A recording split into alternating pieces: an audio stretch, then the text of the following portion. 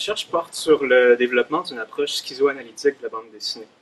J'entends par schizoanalyse cette construction théorique proposée par Gilles Deleuze et Félix Guattari dans l'Anti-Oedipe, c'est-à-dire la lecture des machines désirantes de toute vie organique et non organique, une articulation qu'ils ont proposée comme une voie de sortie à ce qu'ils appelaient, avec frondeur, les sémiotiques capitalistiques. La base de toute schizoanalyse serait de dire « à chacun ses sexes », ou, continuerai-je en parlant de la BD, à chacun les modalités propres de son ontogenèse. Il n'y a donc plus de liaison attendue ou obligatoire, plus de mariage forcé entre ce qu'on aurait sous les yeux et un catalogue de signifiés qu'il faudrait escorter verticalement, de l'auteur à notre interprétation, ou encore horizontalement, en glanant la somme des signes et des itérations de ceux-ci afin d'en produire des constantes ou des invariants. Ça ne veut pas dire non plus que la schizoanalyse permet tout et n'importe quoi, car elle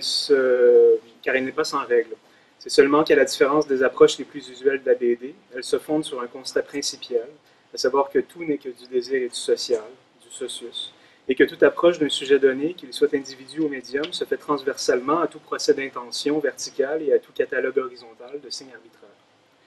Cet axe transversal, pour prendre forme, se définit autour de nombreux éléments que le temps ne me permettra pas ici de définir jusque dans leurs détails théoriques,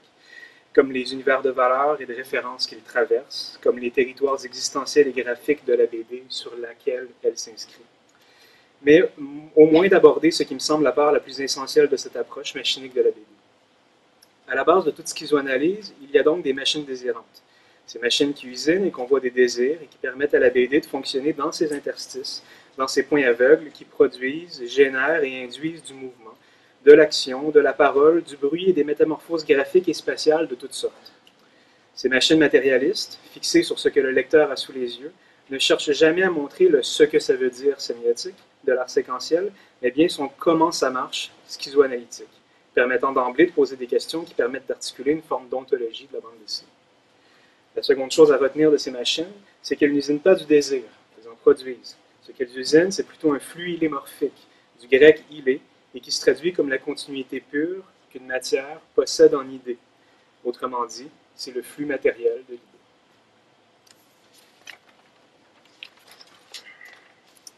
Donc, peu de temps après le lancement des aventures de Superman dans le mensuel Action Comics, ses créateurs, Jerry Siegel et Joe Shuster, constituent un petit studio qui assurera sa production et permettra au personnage d'atterrir dans les principaux quotidiens du pays dès 1939, soit une année après sa première aventure en magazine. Dans le strip du 31 décembre 1939, Siegel et Shuster mettent à l'épreuve le pauvre Clark Kent après quelques premières bandes acrobatiques où, loin de la presse, le protagoniste avait épaté par ses prouesses physiques. Donc, confiné à son costume de reporter, Clark est ici montré dans le bureau de son éditeur au Daily Planet, gérant à la fois le mépris de Lois à son égard et sa dure profession de journaliste. Donc, après une présentation schématique de la planète Terre et de Krypton, pour illustrer les différentes forces gravitationnelles qui y sévissent, à la case 1, Clark est rapidement assommé par les bandits, puis rabroué par Lois, quand il lui dit « They got away, you coward », les cases 2 à 4.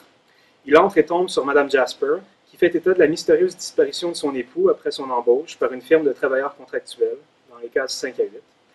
L'employeur de Clark l'envoie sur la piste de la firme, case 9, et leur rendant visite, case 10, il se bute à leur mépris des « snooping reporters ». Il n'a alors d'autre choix que de revêtir le costume de Superman dans la dernière case du strip. Ce strip, pratiquement sans costume, est une bonne occasion d'observer en quoi la mise en scène de l'héroïsme dans ses premières aventures de Superman, dessinées par Shuster, était moins le fait des prouesses physiques que d'une véritable mise en scène du regard, de l'étonnement, de la peur, de la jalousie, de l'envie, etc. Et à bien des égards, c'est d'ailleurs ce qui distingue Superman des autres hommes d'aventure qui l'ont précédé dans les années 30, ses Flash Gordon et ses Tarzan, des héros plus ou moins solitaires, et dont les groupes d'alliés prenaient part à l'action. Hors de ses débuts, Superman est différencié de ses influences par sa capacité à accomplir ses quêtes et à le faire au regard des autres. Dans Flash Gordon, Alex Raymond, son créateur, a plutôt recours à de nombreux adjuvants pour articuler l'action, le réseau de relations les reliant les uns aux autres devenant rapidement aussi important que Flash Gordon lui-même. Dans le Tarzan de Hogarth, l'influence est plus directe. À l'image de Superman, Tarzan a la responsabilité de sauver les plus vulnérables des mains de ceux qui ont trop de pouvoir. Par la ruse de l'homme et de ses habiletés guerrières héritées d'une vie passée aux côtés du règne animal, Tarzan met lui aussi en scène les péripéties d'un héros hésitant entre deux fonctions, deux devenirs, un devenir animal et un devenir civil, comme Superman a un devenir kryptonien et un devenir civil,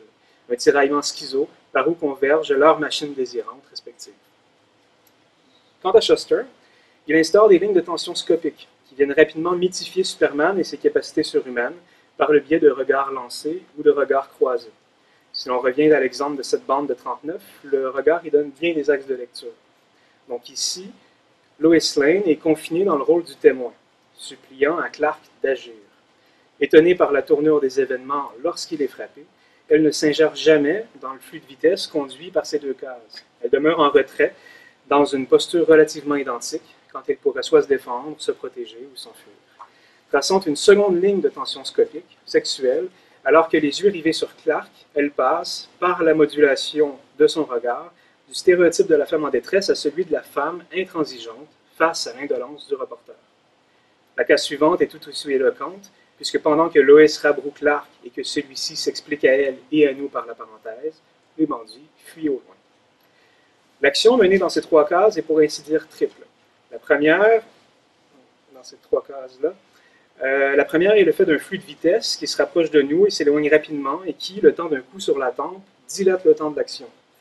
La seconde est menée par un flux de regard qui relie les deux protagonistes et qui s'imbrique dans le devenir civil du héros, qui démarre dans le regard de Lois et qui rebondit coup sur coup sur le visage de Clark, avec une ligne de vitesse à la troisième case qui semble servir d'éclat à la fois comme choc sur le crâne et comme ligature scopique entre le regard de Lois et le coup en question. La troisième est le regard des deux bandits, tous deux convergeant sur Clark, dans un flux de regard qui devrait normalement s'imbriquer dans le devenir kryptonien du personnage, mais, et c'est ce que la quatrième case nous montre, Lois le retient. C'est ce que les corps nous disent avec cette composition en carré qui arrête net les flux de mouvement et de regard en les repliant de manière concentrique et intensive, en forme de carré formé par la fuite des bandits à droite et l'ombre restée immobile du héros en bas à droite. Donc, si les flux de regard sont doubles, l'échec du héros l'est aussi. Les flux de regard ont ainsi convergé sur Clark, se sont croisés, sans s'entrechoquer directement, passant par Clark et définissant en trois cases seulement tout le dilemme d'un personnage aux capacités surnaturelles et dont le vrai drame est de ne pouvoir être lui-même en présence de la femme qu'il aime. De la même manière, si l'on s'attarde sur le regard de Mrs. Jasper, dans la deuxième partie du strip, qui donne sa nouvelle mission à l'homme d'acier, on remarque rapidement qu'il s'agit exactement du même qui était lancé de Lois à Clark. La similitude entre les deux, indéniable et pas du tout exceptionnelle dans l'industrie du strip habituée à des crimes de productivité bien pires,